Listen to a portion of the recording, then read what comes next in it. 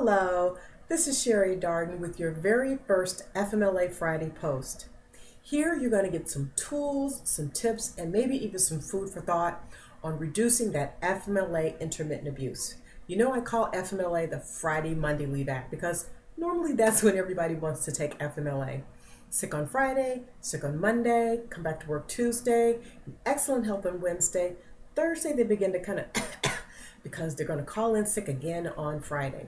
So with these posts, hopefully we'll be able to look at some ways to either reduce or maybe even get rid of some of that FMLA intermittent abuse. So here's your first FMLA Friday post. The most burning question I always get is, Sherry, do I really have to have a job description for every job within my organization? Now guess what my answer is going to be? Yes, yes, yes, and yes. And I'm only going to stop there because I could go on forever saying yes. Now, right now, what I'm going to do is I'm going to share the top 4 most burning answers and maybe that first 4 affirmations as to why a detailed job description is going to be so key. First and foremost, let's start at the beginning. It's going to help you create a wonderful, wonderful job ad.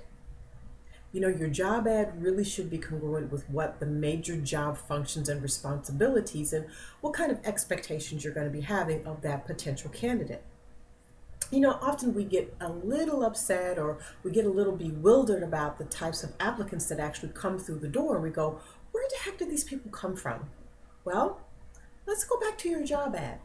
Was it very explicit? Was it really clear about what you were looking for that potential candidate?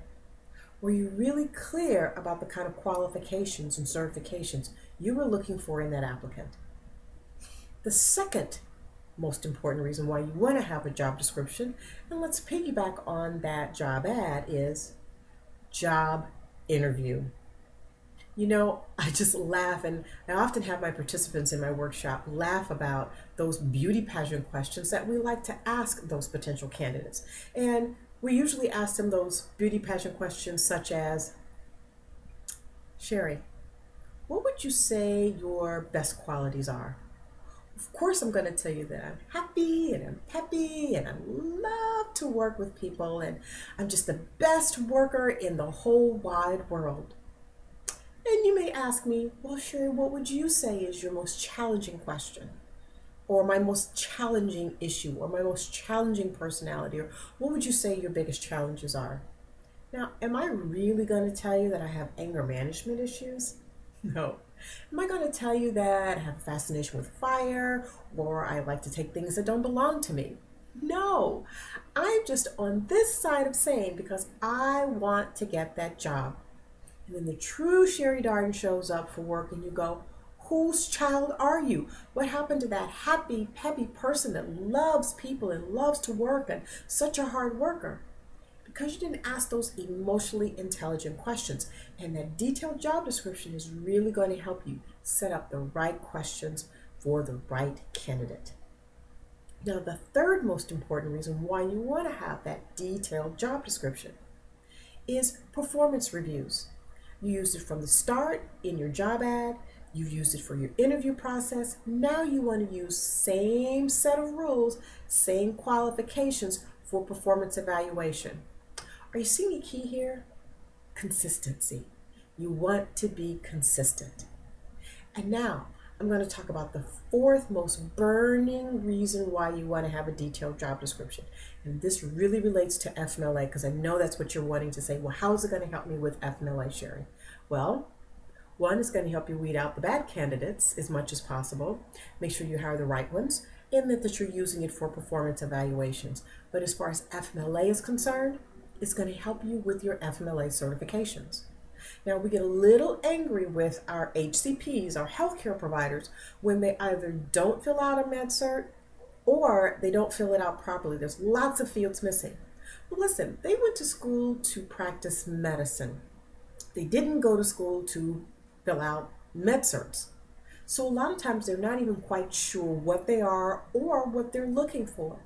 And that's why you want to always make it a company policy, again, coming in with that consistency, to attach a detailed job description with every med cert so that the HCP can certify what that serious health condition is.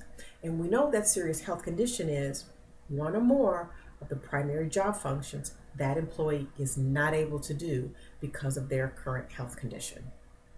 It's going to help if your job or that particular job responsibility requires a fitness for duty. The Department of Labor requires you to have a detailed job description if you're going to require an employee to have a fitness for duty upon return from their leave. It's also going to help you if you have an employee who's out on workers' comp. Now, many companies have a policy where if an employee is out on workers' comp, that they also run FMLA concurrent. Again, are you seeing that key thing there? Consistency. It's really good if you can kill 2 or 3 birds with one stone. And then last but not least, ADA with the American Disabilities Act. When you have to accommodate someone under ADA, under reasonable accommodation, what are you accommodating them on? Now, there are some parameters as to what you have to do for reasonable accommodation, but in order for you not to go further than you have to, it all goes back to what are my primary job functions? And where are you going to find that? Right, with that job description. So now you've been able to see at least 4 of the top most burning, important, pertinent reasons why a detailed job description is going to make life a lot easier on you and then possibly cut down on that Friday, Monday leave-itis. This is Sherry Darden with your very first FMLA Friday blog post. If I covered this question and you enjoyed it, go ahead and leave me a comment down at the bottom. If there's a question you would like to be asked, or you would like to ask me, I should say, and you want me to answer, go ahead and type that in the comment section as well. You never know, that may be my very next FMLA Friday blog post. Bye for now and happy FMLAing.